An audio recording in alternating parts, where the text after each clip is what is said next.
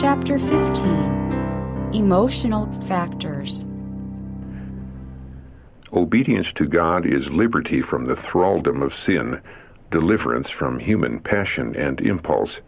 Man may stand conqueror of himself, conqueror of his own inclinations, conqueror of principalities and powers, and of the rulers of the darkness of this world, and of spiritual wickedness in high places.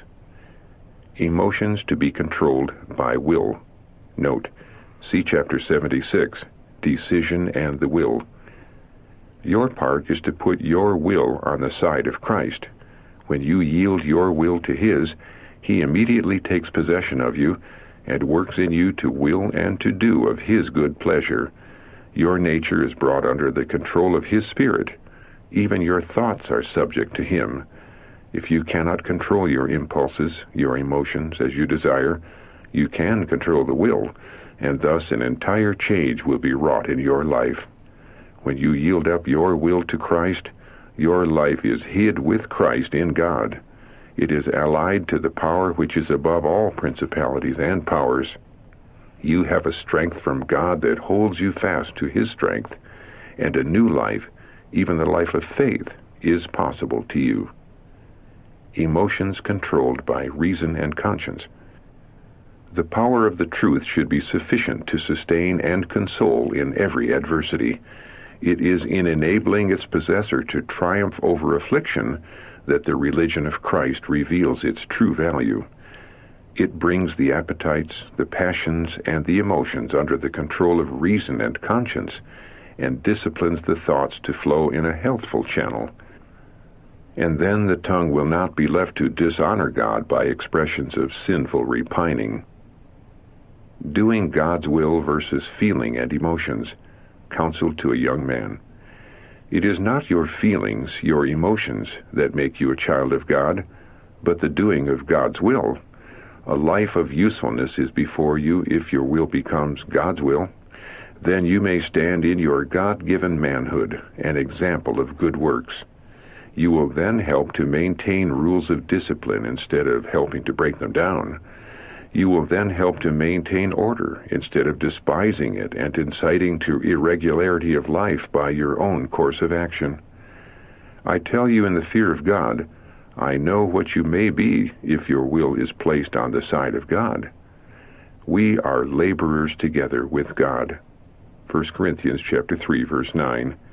You may be doing your work for time and eternity in such a manner that it will stand the test of the judgment. Will you try? Will you now turn square about? You are the object of Christ's love and intercession. Will you now surrender to God and help those who are placed as sentinels to guard the interests of His work instead of causing them grief and discouragement? Restlessness and dissatisfaction changed. Assurance to one in the balance. When you come to receive Christ as your personal Savior, there will be a marked change in you.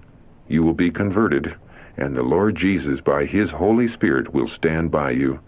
There will no longer be the restless uneasiness and dissatisfaction which you possess. You love to talk.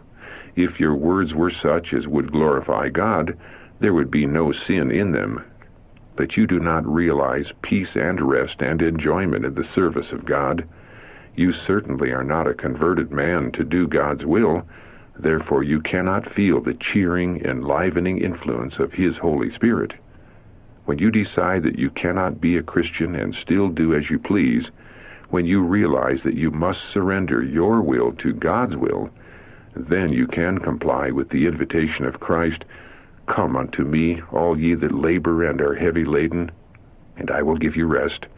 Take my yoke upon you, and learn of me, for I am meek and lowly in heart, and ye shall find rest unto your souls. For my yoke is easy, and my burden is light. Control of inward emotions. You may be cheerful if you will bring even your thoughts into subjection to the will of Christ.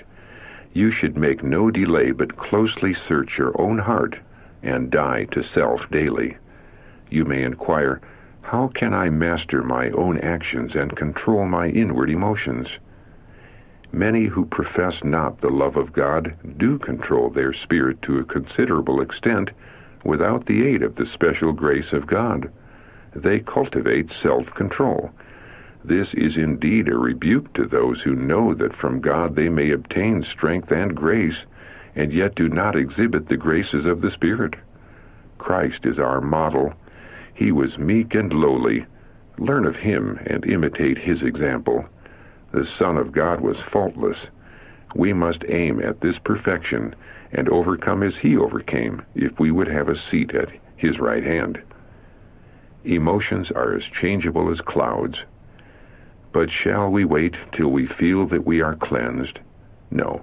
Christ has promised that if we confess our sins, he is faithful and just to forgive us our sins and to cleanse us from all unrighteousness. 1 John chapter 1, verse 9. You are proved of God through the Word of God. You are not to wait for wonderful emotions before you believe that God has heard you. Feeling is not to be your criterion, for emotions are as changeable as the clouds. You must have something solid for the foundation of your faith. The word of the Lord is a word of infinite power upon which you may rely, and he has said, Ask, and ye shall receive. Look to Calvary. Has not Jesus said that he is your advocate? Has he not said that if you ask anything in his name you shall receive? You are not to depend on your own goodness or good works. You are to come depending upon the Son of Righteousness, believing that Christ has taken away your sins and imputed to you his righteousness. Emotions no sure safeguard. Feelings are often deceiving.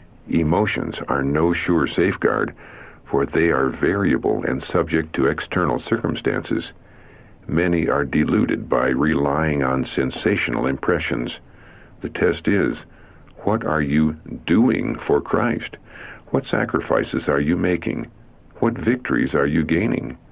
A selfish spirit overcome, a temptation to neglect duty resisted, passion subdued, and willing, cheerful obedience rendered to the will of Christ are far greater evidences that you are a child of God than spasmodic piety and emotional religion. Christians should not be subject to emotions.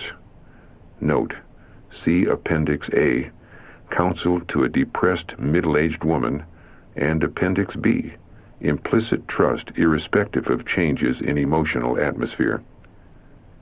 God's children are not to be subject to feelings and emotions.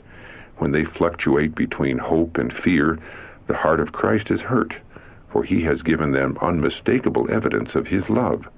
He wants them to do the work he has given them. Then their hearts will become in his hands as sacred harps, every chord of which will send forth praise and thanksgiving to the one sent by God to take away the sins of the world. Christ gives mastery over natural inclinations. Christ came to this world and lived the law of God that man might have perfect mastery over the natural inclinations which corrupt the soul. The physician of soul and body, he gives victory over warring lusts. He has provided every facility that man may possess completeness of character. The rapture of feeling, no evidence of conversion. Satan leads people to think that because they have felt a rapture of feeling, they are converted. But their experience does not change. Their actions are the same as before. Their lives show no good fruit. They pray often and long and are constantly referring to the feelings they had at such and such a time, but they do not live the new life. They are deceived. Their experience goes no deeper than feeling. They build upon the sand, and when adverse winds come, their house is swept away. Feelings of unrest, sometimes good. Feelings of unrest and homesickness or loneliness may be for your good. Your Heavenly Father means to teach you to find in him the friendship and love and consolation that will satisfy your most earnest hopes and desires. Your only safety and happiness are in making Christ your constant counselor. You can be happy in him if you had not another friend in the wide world. The Lord wants to disturb minds. Christ sees men so absorbed in worldly cares and business perplexities that they have no time to become acquainted with Him. To them heaven is a strange place, for they have lost it out of their reckoning. Not familiar with heavenly things, they tire of hearing about them. They dislike to have their minds disturbed concerning their need of salvation, preferring to engage in amusements. But the Lord wants to disturb their minds, that they may be led to take hold of eternal realities. He is in earnest with them. Very, very soon they will all know Him, whether they desire to or not. Not to be absorbed in self-study of emotions. It is not wise to look to ourselves and study our emotions. If we do this, the enemy will present difficulties and temptations that weaken faith and destroy courage. Closely to study our emotions and give way to our feelings is to entertain doubt and entangle ourselves in perplexity. We are to look away from self to Jesus.